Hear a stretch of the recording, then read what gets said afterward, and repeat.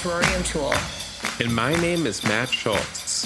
And this is How to Be, the podcast where we discuss ancient wisdom, modern hacks, paperback self-help books, and pithy platitudes, in the hopes of figuring out the best way to live this one precious and wild life. Welcome back for Season 2. Today, we're talking about digital minimalism. Can we change our relationship to mindless scrolling? Or are we doomed to be shackled to a screen forever? Join us as we discuss breaking free from the attention economy.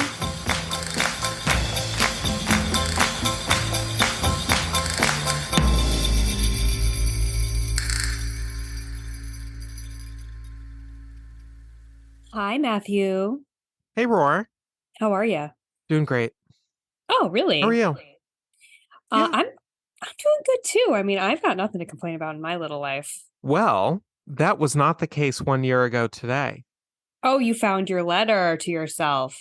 I got my letter, my future me letter that I send to myself every year for about the past 10 years. I get a letter, usually in November, but this year I slept on it, so I got it in February. Now, this is arguably a deeply chuggy practice that I do. You can chug. It's great. And what I do is I write down a list of how everyone in my life is doing. I'm like, Rory, blah, Claire, blah, Mom, blah. I know that's always negative for me, at least. Do you want to give it a guess? Well, last January, I was really, really wanted to quit my job. Mm-hmm. I was like, I need to quit my job. I'll even be unemployed. Mm-hmm. God damn it, your memory is so sharp. It's like, I know we always talk about that, but like, okay, that was a year ago. Yeah. This is what I wrote down. Okay, updates. Rory is burnt out, capital B-U-R-N-T. We just had a long talk about her quitting, moving to Chicago, taking some time off. Yeah, I was like, I remember like crunching numbers. You have total recall. Being like, okay, if I use my money that I put into this account, I can get like, yeah. I don't remember what my last January was like. Well, I do now because I got the letter. What did it say? Let's see. It's kind of depressing. Okay, so it's been a busy year, the busiest in memory. A lot of studying, second year of Hebrew college, and a lot of work. I feel all right lately. I don't have much of a social life, just phone calls with Rory. We're in the middle of the Omicron surge, but that's okay. I mean, really, I am all right. Alone, but all right. That sounds a little sad, and maybe it is, but also it's just fine.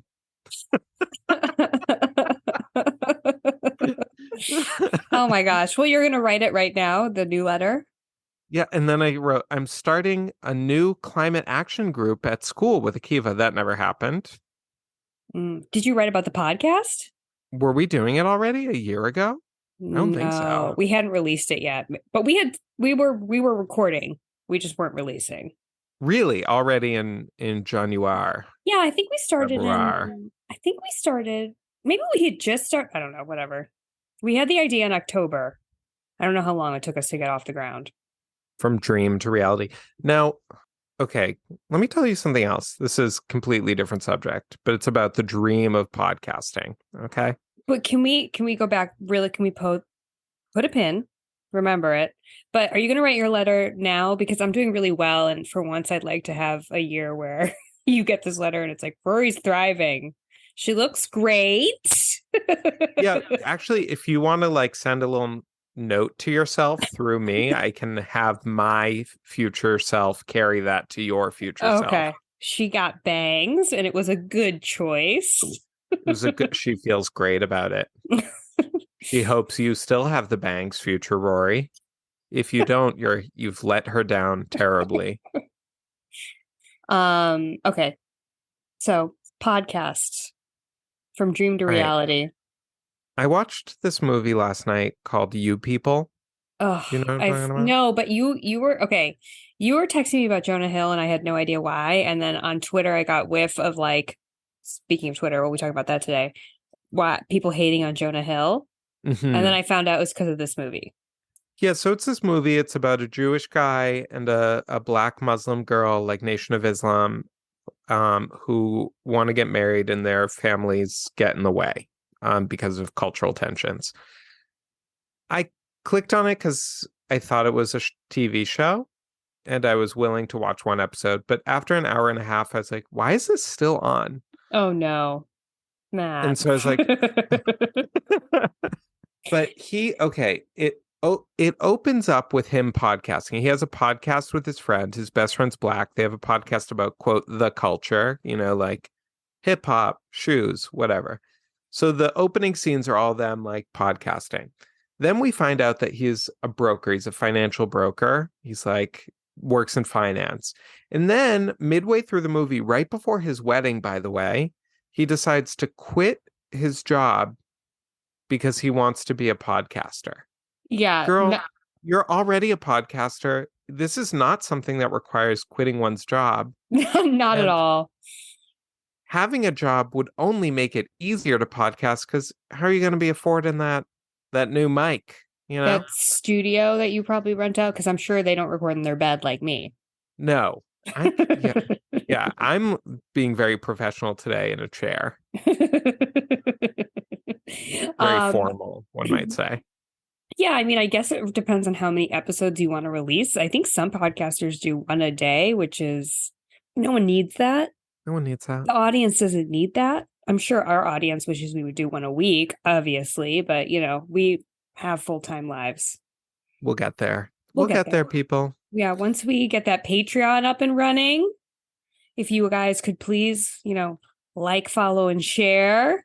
But okay, so we're talking about digital minimalism today. We're going to get into that in a second. But because of digital minimalism, I deleted my Twitter and I was really feeling the lack of an outlet while watching this movie to be live streaming my thoughts about how problematic and bad I thought it was.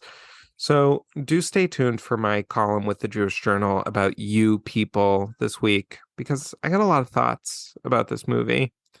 Not all of them are about the unrealistic portrayal of podcasting, although, and like, yeah, it's just like, it was about like how this girl's like mean Muslim dad doesn't want her to marry Jonah Hill. And I like completely agreed. It was like he was such a terrible character. He was rude. He called his own mother an idiot several times. He quit a lucrative job to chase an unrealistic podcasting fantasy. Like, mean Muslim Daddy was 100% correct. She could do a lot better than Jonah Hill. His terrible hair. Oh. Anyway, well, Matt, we are back from hiatus, but I was disappointed because I didn't get to see my friend Matt. I know. We were swept up by history. We got caught up in history as sometimes happens, like the lovers in Les Miserables, separated by the French Revolution. We were separated by Southwest Airlines' great national calamity. They canceled something like 90% of their flights over the course of like weeks. Like, it was like a couple of weeks that it started with a storm, but then the storm ended, and really the whole company just sort of like fell apart. And it was very tragic. Well, maybe not tragic, but I didn't get to meet my new nephew in Chicago. I didn't get to see Rory.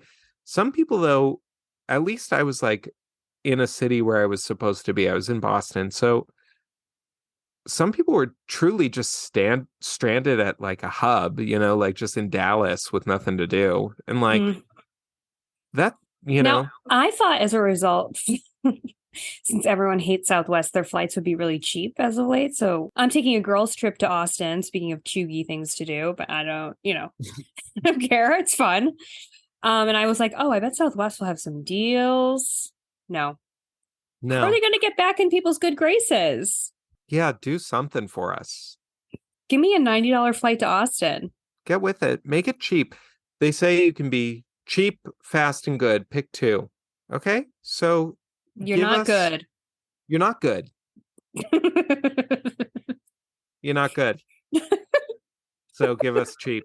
and fast, And when right? you're not good, that means you're not fast in the airline industry. You're right. So just give us cheap. But the triangle of like that triangle of like good, fast, and cheap for airlines is a little different. It's like there's cheap, comfortable, and won't be like arrested by an autocratic nation on your layover. It's like, oh, a cheap flight on a Russian airline, tossed in jail. Those Like, what flights aren't kind? good also because I think they have like the highest rate of like plane crashes, Russian Airlines. Yeah, so I guess you just have to choose between expensive, uncomfortable, and not kidnapped. They're all uncomfortable. No, Spirit is the most uncomfortable. Yeah. It's you couldn't handle a Spirit flight. Oh, you couldn't handle Spirit because you couldn't handle the other passengers. It is not. Maybe it would be good practice for me. Yeah, you could take a very short flight from like LA to San Francisco, like a 45-minute Spirit flight. Yeah, just as exposure therapy. Yeah. Wow, the Lord really tested me, by the way. And then we have to get into our subject, I believe. Yeah, we really do. Um, Today, an all-girls school decided to film their like, I don't know, their school spirit video outside of my window. It was like I need to do like the hand motions for you, Rory, even though the listeners tragically won't see, but it was like da da da da ba do be do be do bo ba ba da boo ba do for like maybe 40 minutes. They were doing take after take after take, and I was like, thank you, God, for this practice in patience. Because I'm trying to be a more patient person. Yes. And I did not say a thing. I didn't throw open my window as I've been known to do and say, "Get out of here, you kids." 40 minutes isn't so long. You couldn't last a day in my apartment. No, I can't last a day anywhere. Let's get into it.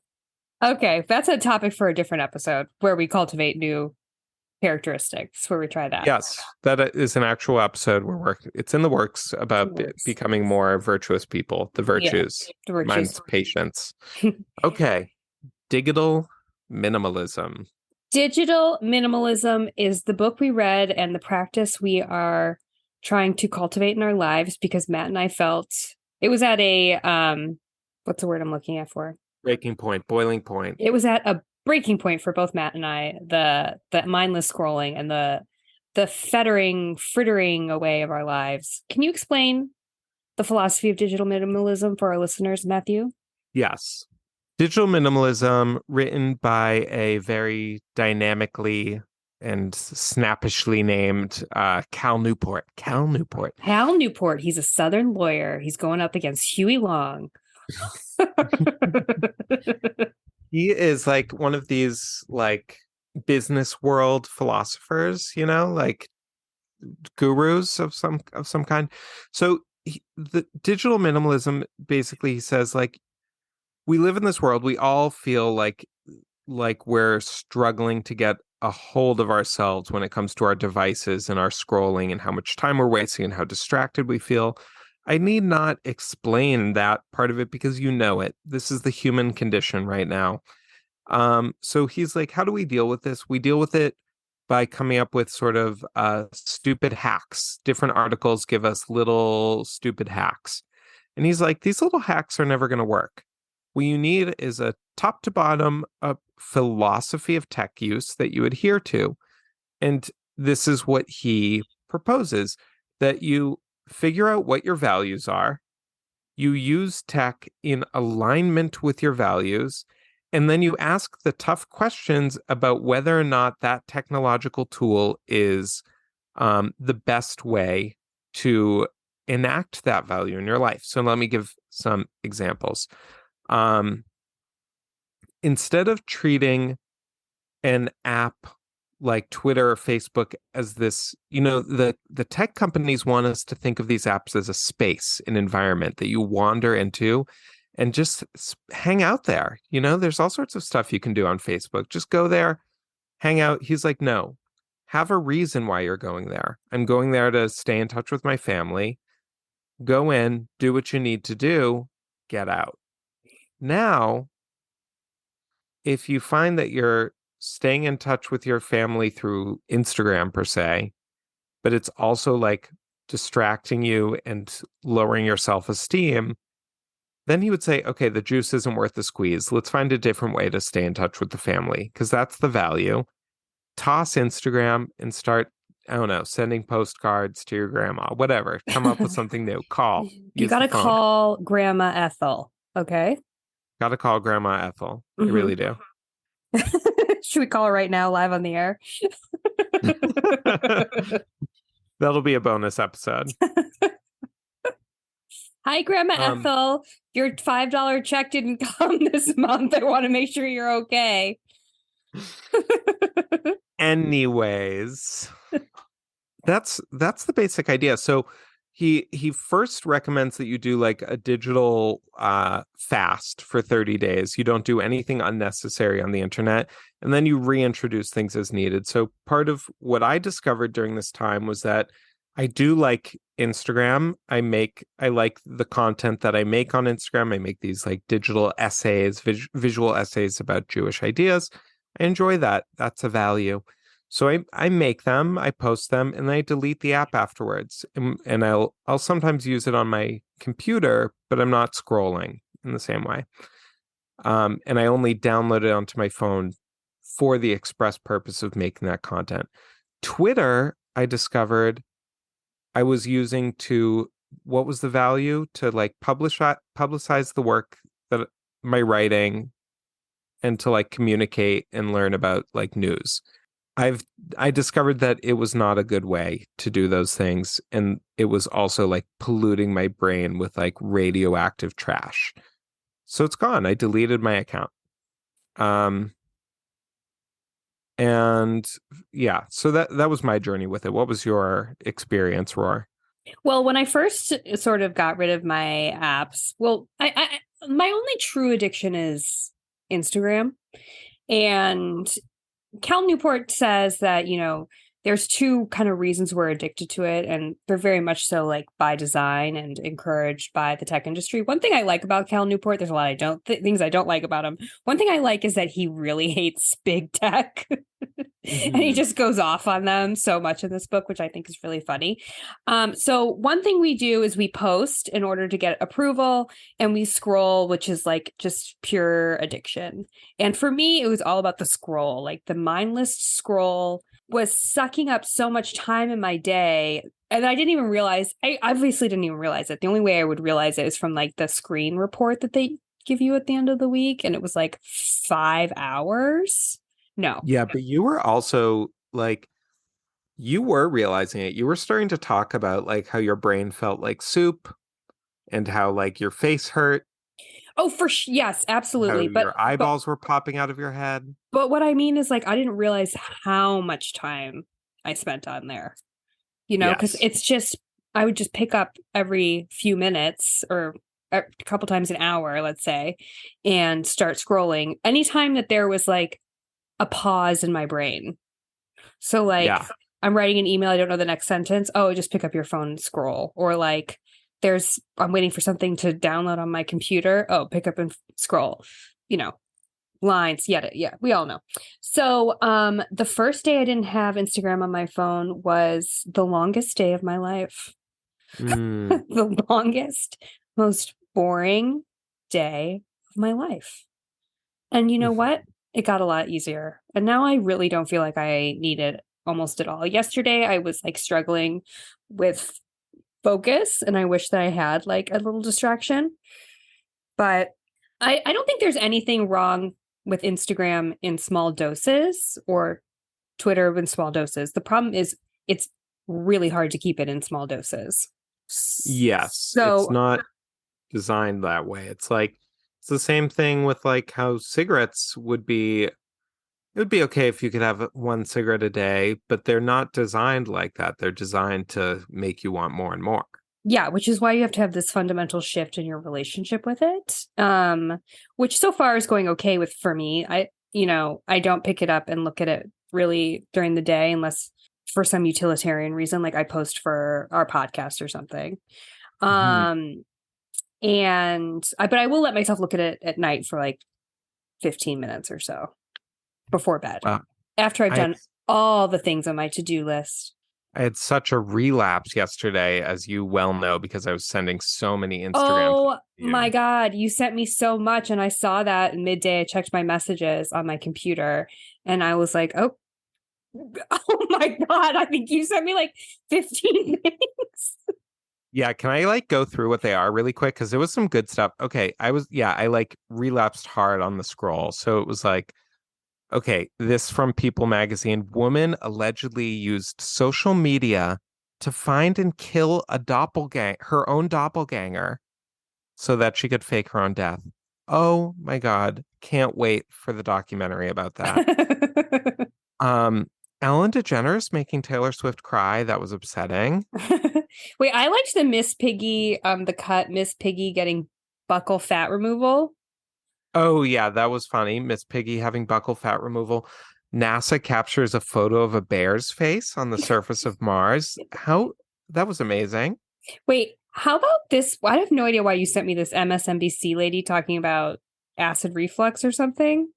I like to send you things that no, you didn't watch it to the I end. did. It turned Something about she her did not heart. have reflux. She had some pericarditis Yes, caused by a common cold. I like to send you stuff that's like deeply disturbing, like that thing I sent you about the fact that the Earth's core has started moving in the other direction. I didn't see that one. Wow. Deeply upsetting. Um, yeah, so yeah, I was like really click hole. Did Sesame Street go too far when they revealed that Big Bird has been dating his brother for 400 years to teach him that incest is fine as long as it's consensual and there's no reproduction? Like, How does I was, Clickhole do absurd humor so well? Absurd humor is hard to do well. it is hard to do It well. must take a long time to write those headlines. Anyway, you were having a great day yesterday, and I think that's okay to have a treat. Yeah, I just fell into it. But yeah, Maybe, generally speaking, my screen time has gone down from 5 to 3 hours since doing since like starting this digital minimalism journey. And when I look at the breakdown on like the iPhone's breakdown, it's like it's kind of all accounted for. It's like maps. using maps, WhatsApp for texting. Like Yeah, could and there be more cuts, but it's pretty well accounted for. I do want to talk about text messaging. Text messaging. I don't know why I've been saying text messaging lately. Like it's a new technology. It's The just single medium texting, for Rory. texting. um, but before we go into that, now we're talking about screen time on our phone. How have you been doing with screen time on your computer? Because we know that you have a great addiction that exists outside of your phone. Okay, so yeah, I want to talk about that, but I also want to talk about the fact that according to Cal Newport, it's not just the gross amount of hours, 3 hours versus five. It's also how many times you interrupt yourself, because each interruption, Cal Newport's other field of study is deep work, which I also want to read. That's next I'll for take a me. pass. I Yeah, think that you yeah. could. I think that when it comes to this book, you could read a summary and get everything. I don't know how he stretched it out to like 250 pages or whatever. The summary is the book. The summary is the book. Well, sure. But yeah, we don't need all the case studies. Julie was finding herself on Facebook when she should Oh, have been playing with her kids, yeah. all of these like case study books like that. But okay, so there's like he talks about how like a small interruption to your focus, like it takes a really long time to get to a certain level of focus. And so it's not just about the gross amount of hours. One of the key reasons why he thinks that we shouldn't be interrupting ourselves and spending so much time on social media is because it keeps us from being productive and doing like more meaningful things with our time.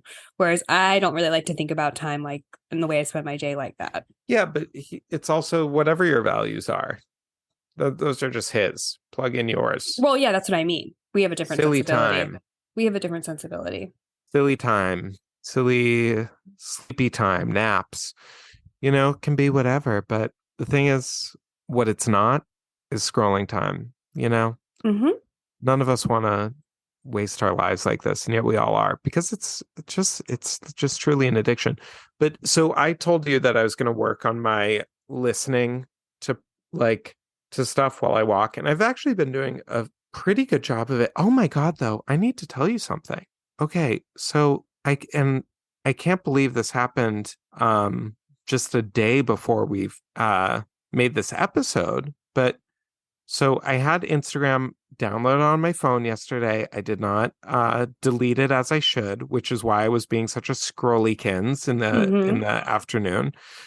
But something else happened in the morning. I was walking to school. Alfred had sent me a bunch of different TikToks on Instagram. I looked at each one and then I was typing back good batch when all of a sudden I was I bumped into I was so not aware of my surroundings that I bumped into a cement bench that was right at shin Ah, height, yeah. and I went flying Oh no. flying through the air, and I landed on my back. I don't even know what happened. It was like I don't even Whoa. know the physics of it. I landed on my back. My phone was like elsewhere. I was Uh-huh. like, "Where's my phone?" People were running up to me. Oh, I'm all ouch. bruised and scratched on Are my you legs. really? Oh. It hurt like hell. And also it made me really thirsty. Like my body was like, water. I don't know. Like I think like I don't know. I'm like, why did this like physical trauma like make me feel like hot and thirsty? But I think there was some sort of adrenaline rush associated with like how much it hurt and how scary it was for a second. Mm. But like, you know, that was truly, and the Nina, the Holocaust survivor that I volunteer with, she's always complaining about people walking around with their noses in their phones. Mm-hmm. And I got a lesson in that this week. You got to Mm. be careful, you got to look where you're going. Mm-hmm. Yeah, that's embarrassing on a psychic level. So embarrassing, so painful, so thirsty. I need to look Mm-hmm. into that. The thirst. Yeah, the thirst. Need to find out. Um, okay, so you're doing less podcast when you walk to school. Just walking. Just walking and looking around. How long is the walk? It's like 30 minutes. 30 minutes. And what about YouTube's when you're cooking or things like that? I've made no progress. Oh, okay. Well, you've made progress in other areas, though. It's Yeah. okay. We Yeah. can't be perfect. No, we can't. Because that is the important thing that I learned is that don't sublimate your Instagram addiction with a different form of digital addiction. So like for me, I was like really cruising eBay that for those first few days. Yeah. Yeah. Okay, I would like to talk about the printing press defense. This is something you and I have talked about. Okay. Okay, so in one of me and Rory's previous discussions about technology, we raised a question that is often raised about, well, don't we just panic about all new technologies? People thought the printing press would also lead to the degradation of society. And maybe this is just, they thought that about TV. They thought that about novels, even. Oh no, women reading these stories, it'll put ideas in their heads, And it you did. know? And it did. So I've often seen the fact that the printing press was a source of societal concern and fear of technology used to quell any fears people have about new technologies. And it bothers me. I think it's a bad point, and I would like to say why. Because these technologies did change the world, all of them. And they changed the world in ways that were both for the better and the worse. Like the printing press gave, and we can see now how it gave to us, but it also took. And the even like Karen Armstrong, this historian that I love, she talks about how the printing press She ties the printing press to the rise in modern fundamentalism, like religious fundamentalism, because it brought about a more literal way of reading. Reading used to be sort of a communal experiential experience, singing the holy text together in the church or in the whatever. And then when everyone sort of had their own Bible in their lap, people got quite literal about it. And that led to Protestantism and that led to sola scriptura. Anyways, it's all a big thing. Um, so it gave and a take. What did it give? Well, it like educated the masses and it led to this like proliferation of new ideas and new scientific discoveries. And so I think it's fair to evaluate each technology as a matter of give and take. And I think that just saying like, oh, we're always scared. There's nothing. So there's just like there was nothing really to be scared of then. There's nothing to be scared of now. It's a specious claim. There was something to be scared of then. And we can look at it now and say, I think it was worth it or I think it wasn't worth it. But what on earth is TikTok, the devil's app, giving us in exchange for causing a mental health crisis, lowering our self-esteem, popularizing buccal fat removal, Well, and I actually think all of our time? well, first of all, I guess we don't have the perspective, right? We can't know maybe we can't know in our lifetime. And I think that there is something to, I think the argument is questionable and not accurate, like you said. But at the same time, I think what people are trying to get at might just be that we always are scared of these new technologies, but we don't know how it's going to play out. We're not unique in our fear of new things. Mm-hmm. And yet they get integrated into our lives. I don't know. Sometimes I'm just like, you have to surrender to the progress. But with social media, it's like it's like opium more than the printing press to me. Yes, and when you think about the fact that like you have people figuring out in like scientific labs how to make these apps more and more addictive. I mean, when that Like, is the basically explicit goal of these yes. companies. Now, like, And could there's you no draw a consumer comparison? protections. There's no consumer protections. Yeah, could you draw a comparison to Charles Dickens trying to make a real page turner and selling it serially so that he would keep getting you hooked? Maybe you could draw that comparison, but it feels a little bit like, Well, to us, it feels quaint. well, it also to me feels like a case of a difference in degree being a difference in kind. Like, I just don't think that there's really that strong a comparison to be made. And like you're right, we don't necessarily have the perspective, but we all feel ourselves suffering. And I wonder, did like women reading novels feel like they were like, ugh, I can't put this book down. I miss They might have because of the rolling value. around the field. They might have because it was in contrast to the values that their society was telling them mattered. Really, I don't think the reason I'm suffering is because it's in contrast to the values. No, but it might have caused suffering is what I mean. Yeah. The other thing, though, is I don't know. I find it a specious argument and one that we can't really say for sure. I think the mental health crisis and social media. I'm not so sure I buy into that. I'm not. I think everyone. I don't know. I'm someone who thinks that it's always been hard to be a human being, and we don't live in uniquely hard times. We live in unique times, but they're not uniquely hard.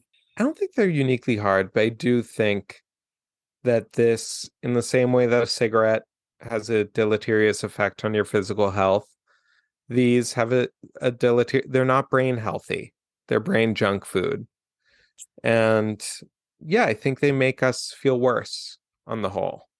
I think they're brain Twitter was junk definitely food. making me feel worse. I think they are brain junk food. I just don't think that as a society I wonder if there would just be something else that would make us feel bad if we didn't have social media. Maybe. I mean, yeah, Like, you don't like how much people used to drink, for example, made them feel bad all the time. And now we drink less, but we're on social media. Like we're constantly just replacing these unhealthy habits for new unhealthy habits, kind of.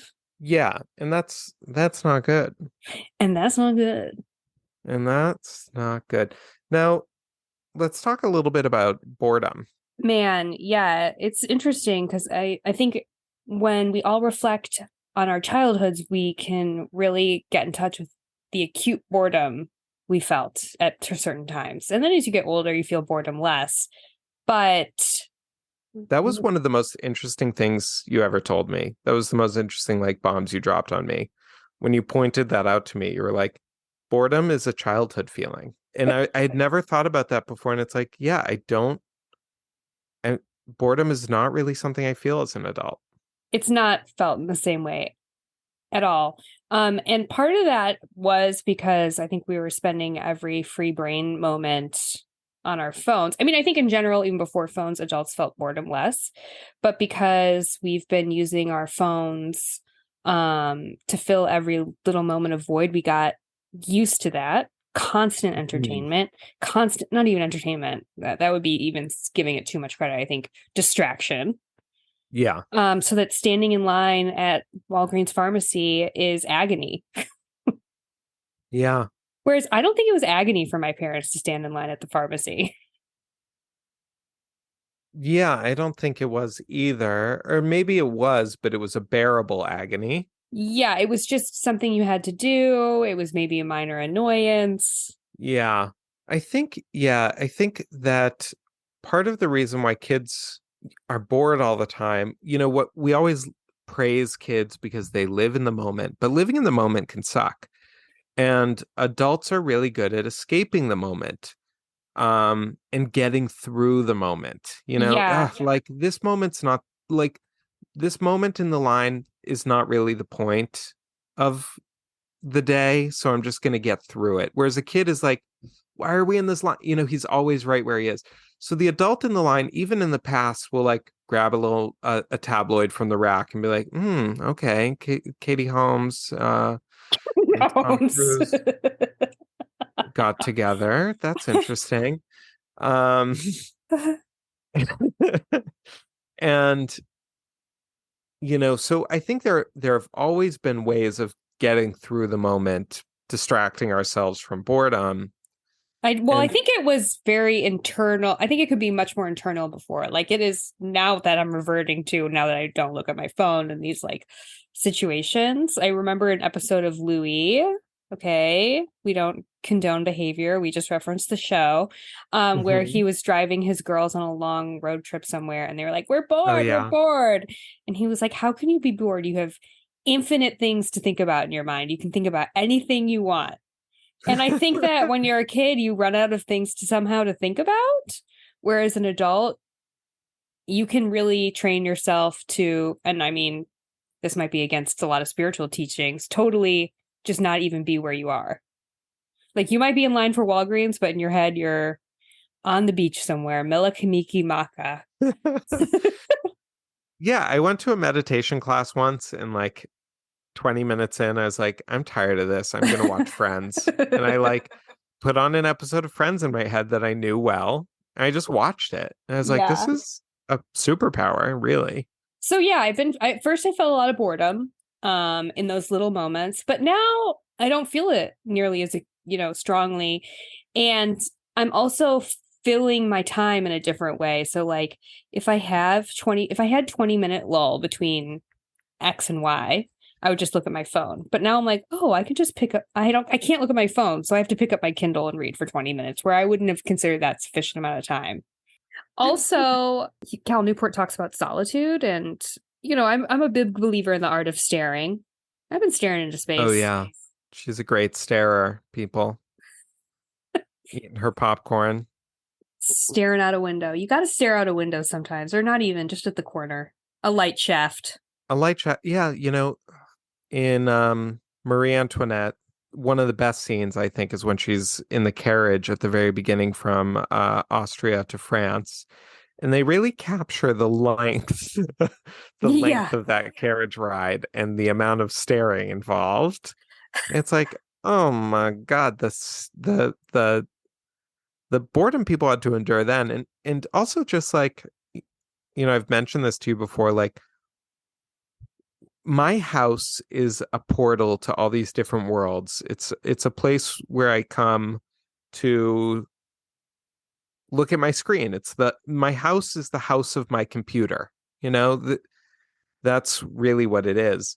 So like what was it like when your house was just the box you lived in that was closed? What did it really feel like to be closed off and to not have this like doorway to everywhere constantly open with like stories and beauty and trash and pornography and like politics just blowing in through this open window?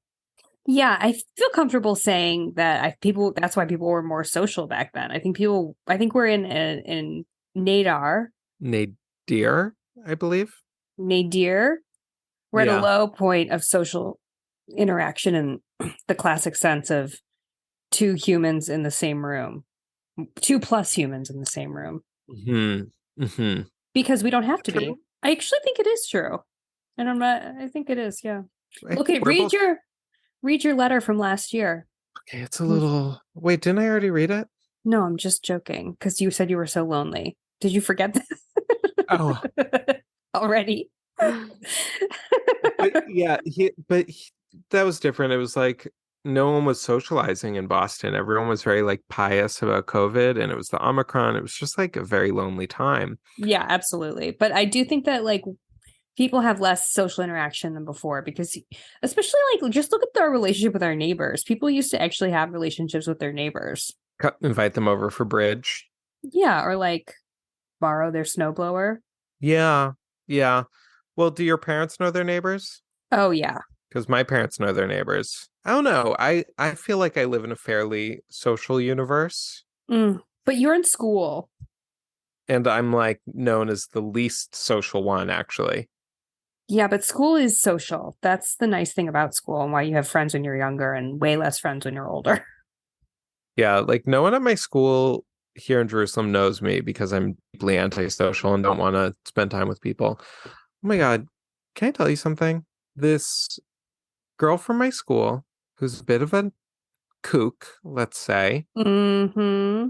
came to a party at my house, a party that I did not throw, and took a glass. Oh yeah, you told me this. This was a while ago. This was a while ago.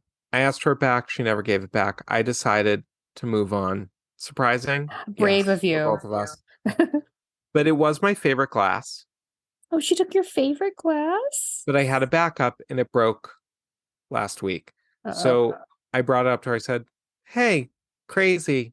She is crazy. She's like such a chaotic person. I was like, you still got that glass? And she was like, oh, yeah. And it's like, bring it back. Okay. But will she? No. Honestly, you sound a little crazy.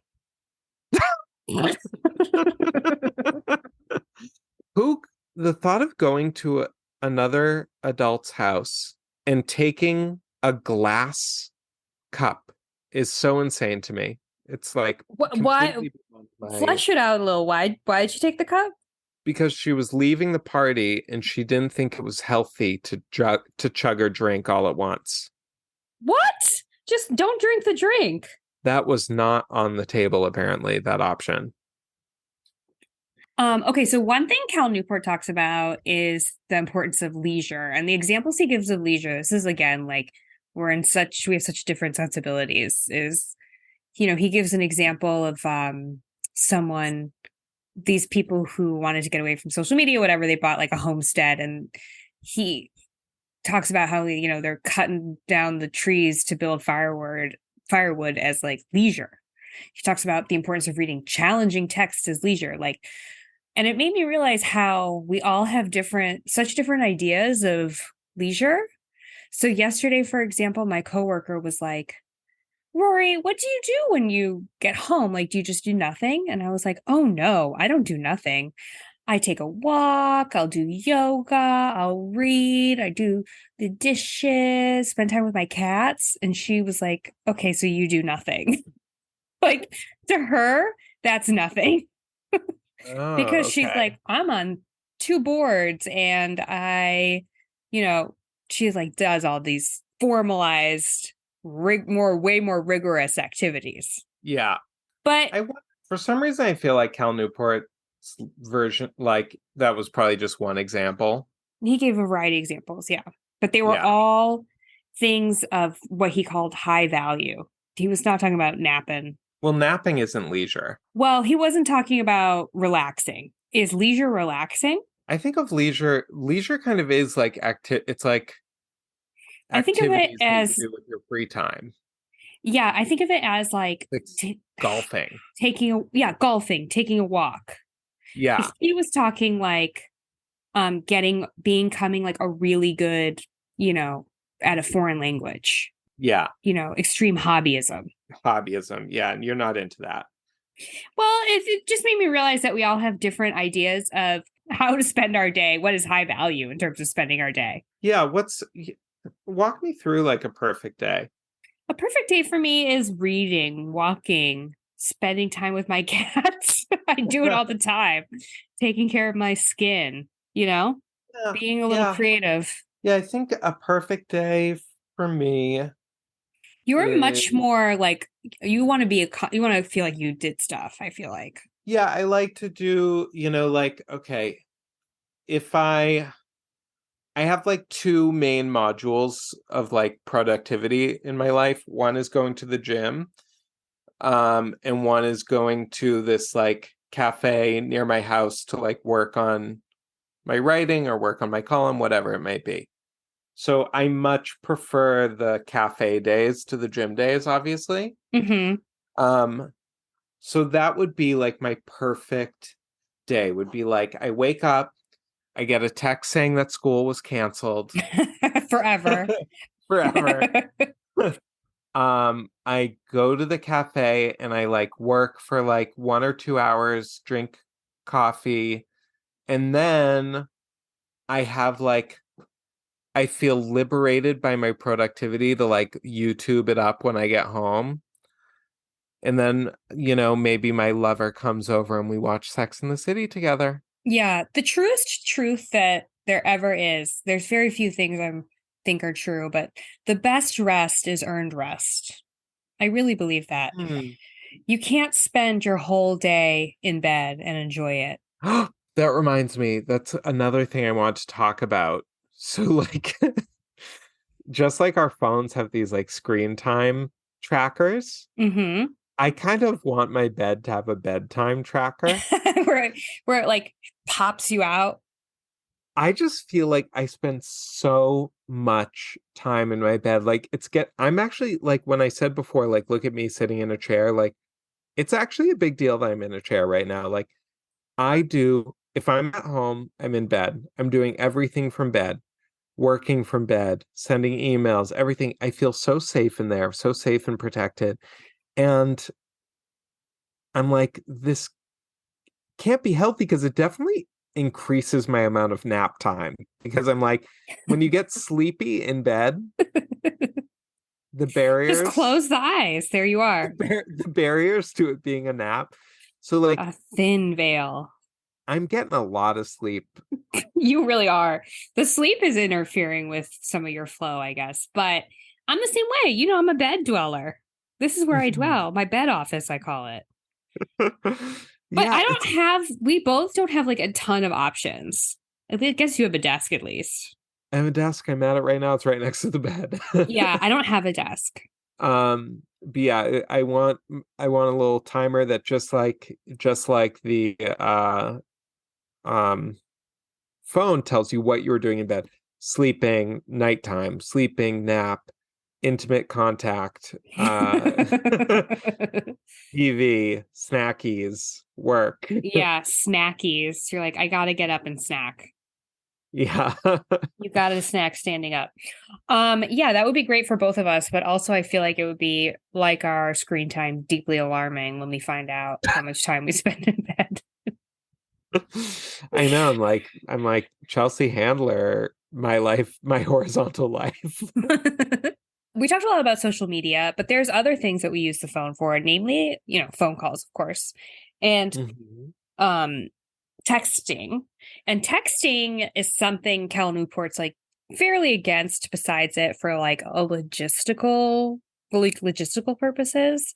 And I don't think I fall so hard on that line. Like, I think it's fine to like text someone and be like, hey, how are you? Like, catch up a little bit for someone like you aren't fully comfortable being on the phone with, let's say, or if you just don't have time to call, because I live in a different time zone than a lot of my friends on the East Coast and yada, yada. We have lives. That being said, one thing I think that is ruining relationships is having actual emotional conversations via text. Because the importance of tone is absolutely crucial. And all you read the text is your projected tone, like what you think someone is saying, the way someone is saying it. You can read so much into a text that is not really there. Yes. And, you know, and I sent you that text the other day that I had sent to someone, and I was like, was this too bitchy of me? And you're like, no. And I was like, oh, I guess I was. And then I looked at it and I was like, it's all up to her. It's really all up to her how bitchy it is. Exactly. Because when I really looked at it, it wasn't a bitchy text, but it was the way I was saying it in my head. That's the thing. It's like when you recently started a relationship and you've dated a lot. And I mean a lot. I'm just kidding. And this boy, he's been around the block. I feel like would there be a lot of interpretation for you? What do you mean? In terms of dating? Yeah.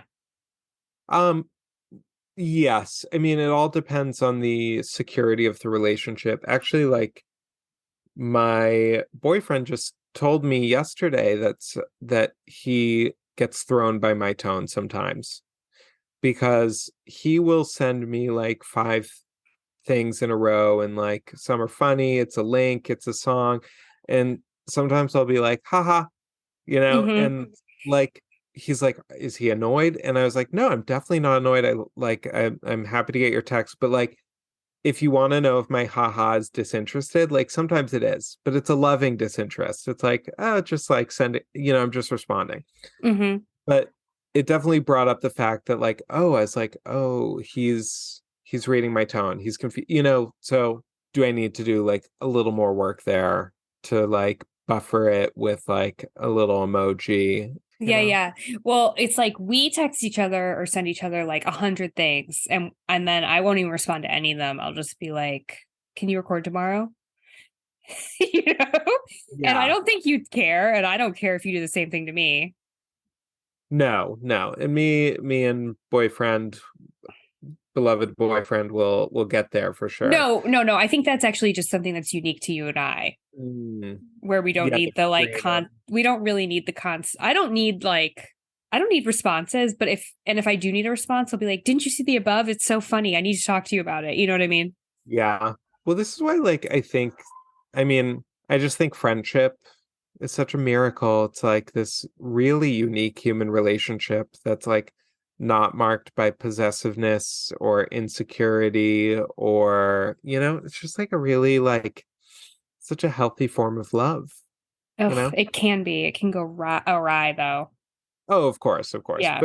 But it's relatively unbaggaged compared to some of our other relationships, where it's like, you know, if you don't hear back, you're like, what does it mean? You know, generally speaking, it's like, I don't feel that way about friends. I'll just be like, ugh, yeah, are they alive? Yeah. So I know, don't have serious conversations via text. Yeah. Now, don't air out any laundry via text. Said something that did really offend me, which was, he was like, maybe you think that you need the phone to stay in touch with friends who live abroad. Well, maybe try not talking to them for a bit, and you'll see that you don't really need them in your life, or something like that. And it's like, I am that person to so many people, and it's like, please don't abandon me. I don't think there's anything wrong with talking on the phone. I wish I did it more, and I already do it the most. Yeah, I mean, I have this whole chunk of my day that's phone free, except for I talk to Lexi in the mornings, which is great because she's up late. Most of my LA friends are late to bedders. So Lexi is the only late sleeper, and in LA that I can talk to. But then I enter this dead zone where everyone in America is asleep. That's a terrible time. That's from like 9 a.m. until really like 4 o'clock, 4 p.m. Yeah, that is a long time. Those are some good phone hours, Lonely. It is lonely. I think the phone is quality time. It's like completely in line with my values. My phone relationships are some of my deepest relationships. I mean, that's what it all comes back to, being deeply aligned with your values. And I guess for me, I have some values like I like having my finger on the pulse. So that's why I'll never fully give up Twitter or Instagram. Which means it does require more self-discipline. So far, it's going okay. I'll keep everyone posted. But like, I want to know the Negroni Spelliato jokes. I want to know about the corn kid before it becomes so trite that he's on the red carpet for Access Hollywood interviewing Reese Witherspoon. Yeah. Before Ellen DeGeneres is making him cry. Yeah, I want to be there. I like to know what's going on, in the cultural milieu. Yeah. You like to know that they've started table reads for the new reboot of Frasier. Yes, and that Freddie got buccal fat removal to prepare for his role. Wait, is Freddie in it? No, I don't know. I heard it was about the first episode is called The Good Father, so I think it will have something to do with Freddie. Yeah, but it's a different It's going to be a different actor. Yeah, so lame. Justice for Freddie. Justice for Freddie. And that's where this podcast takes a turn. It becomes a Justice for Freddie podcast.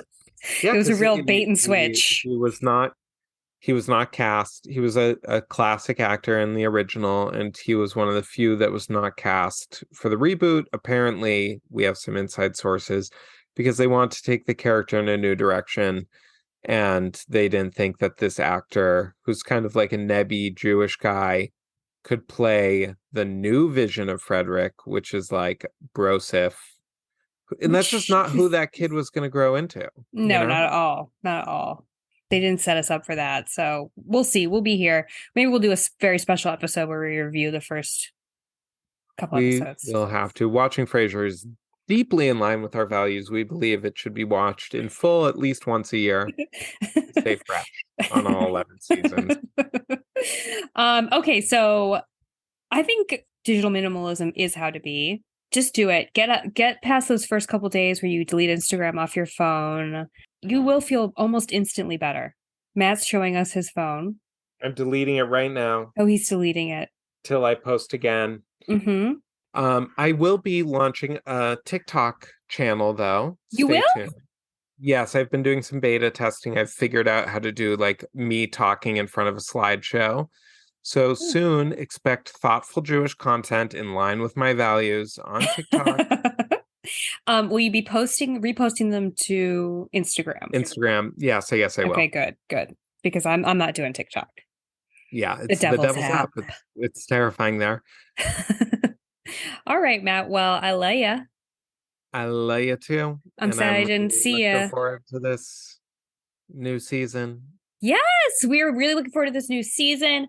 Please, everyone, like, share, reply to our stories. We need you, okay? Just, get over yourself. Reply, hit the button. Yeah, we won't share it. We're not sharing it. Tell us anything. I want to tell you, we do have a couple loyal listeners who are always replying, and I won't share who they are because we don't share. Because it's confidential. But thank you. Thank you. You know we who see you you. are. We see you. We see you. Yep. Okay. Have fun at the gym. Thanks, Roar. Have fun in the bed. Bye.